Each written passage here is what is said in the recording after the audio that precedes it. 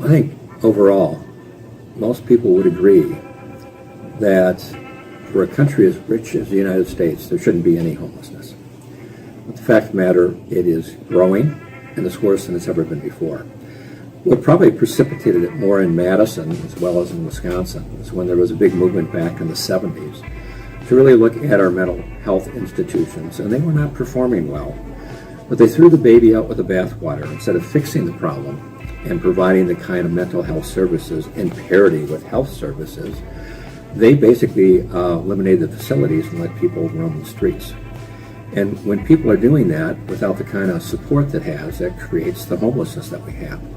You combine that then with the Vietnam War, with the Middle East War, veterans coming back with post-traumatic stress disorder, where we kind of throw them under the bus and don't think anything of it. We have a serious homeless crisis throughout the United States.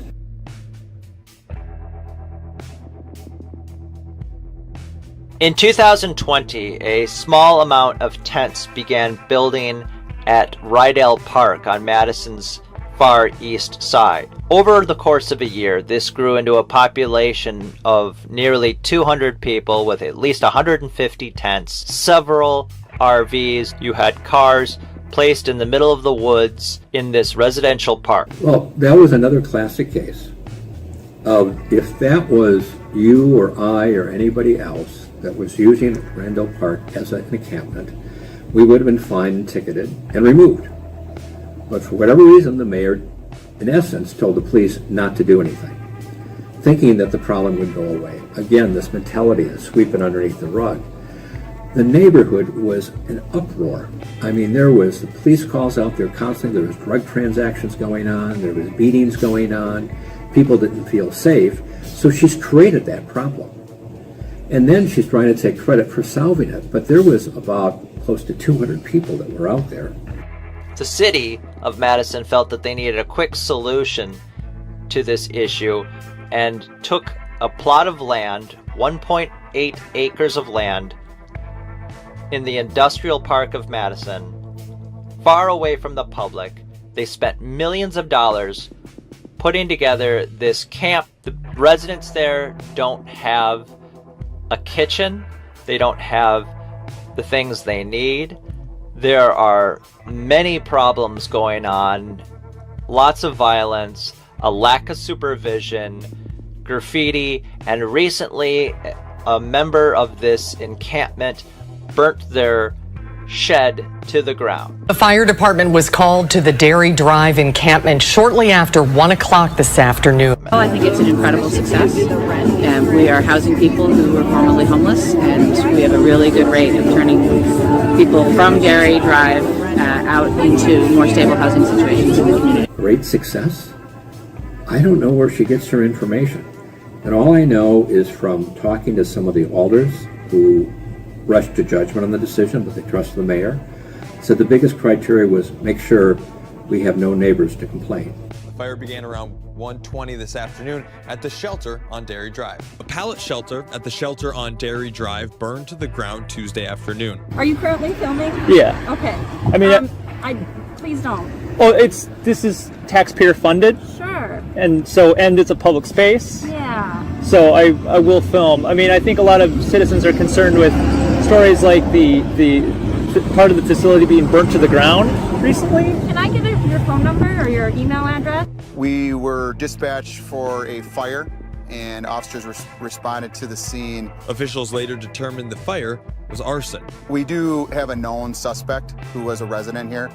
Is there 24-hour supervision here? Because with the graffiti and the burning shed and so forth, I mean, I think people in the community are kind of wondering if there's supervision going on. Yeah, I'll encourage you to talk to Brenda about that. But so you can't answer directly? I'm not interested in answering. Please. I'm not interested in answering. Well, you don't put homeless people in an industrial park when it's a food desert. And the criteria should have been is where are the social services, where can they have access to food, where is it safe, and where you're not going to deal with drugs. And there's been a number of police calls out there. And then even worse yet, they have an exit gate that was chained up. Had that fire spread, God only knows what would have happened. And then the facility that they use to use the bathroom is inadequate for the number of people there. So there really needs to be an audit, an investigation of what's going on, and we need to get back down to the real issue. How do we combine mental health facilities and support with homelessness facilities? Here in the industrial park on Madison's east side, not too far from Stoughton Road and the Beltline. Now, since its opening, there have been physical altercations, including someone recently being stabbed. Calls here have increased. Different things, you know, from thefts to criminal damage to property. We had a stabbing one time. And in Madison, I think the biggest challenge that I see is this rush to judgment without transparency, without looking at the cost and the humane treatment of the homelessness, to build an encampment in the middle of an industrial park, which is basically a food desert, surrounded by a fence and security, during the middle of winter where we hit chill factors of 30 below, where all these little huts, which I believe are 8 by 8 feet, roughly 6,400 or 64 square feet, and they have to walk 25 to 50 yards to the bathroom. That's inhumane. Now, this is the facility, and they are basically little sheds that do have electricity. No running water or anything in the actual shed. So the city of Madison purchased these sheds from a company called Pallet, and with shipping costs, it came to over $15,000 per unit. And insulation has been an issue, and you can actually see where residents of this encampment had to put blankets in the doorway to keep the heat in. Yet, for less money, they could have actually purchased campers from Jayco, which would have included a kitchenette, a bathroom with a shower, would have actually been more spacious, and more importantly, these would have been mobile in case they need to move the encampment at some point.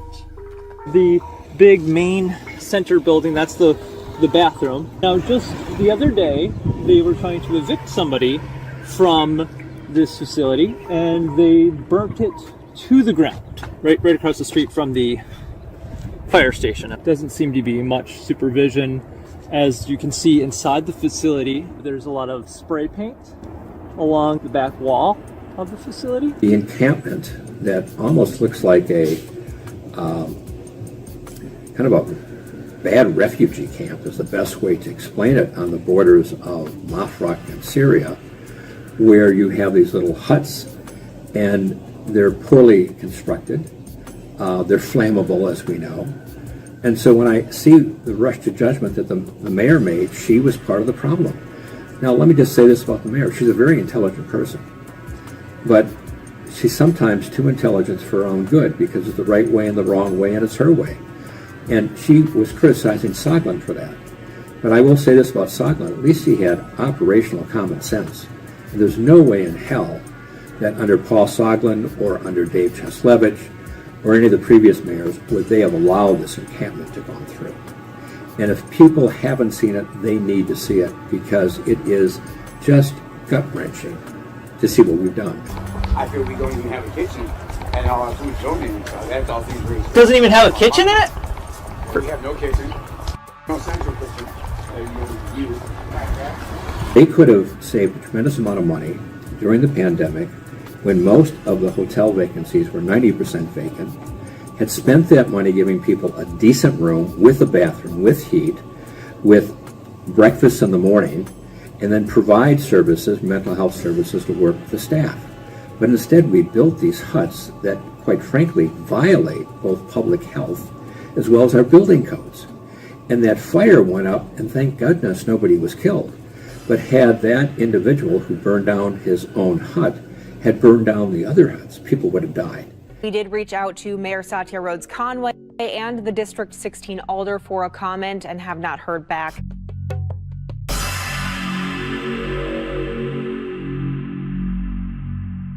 Satya, Hang out for a little bit. Yeah. what are your thoughts on the fire at the Dairyland encampment? I think it's really unfortunate, and we're working with a very vulnerable population.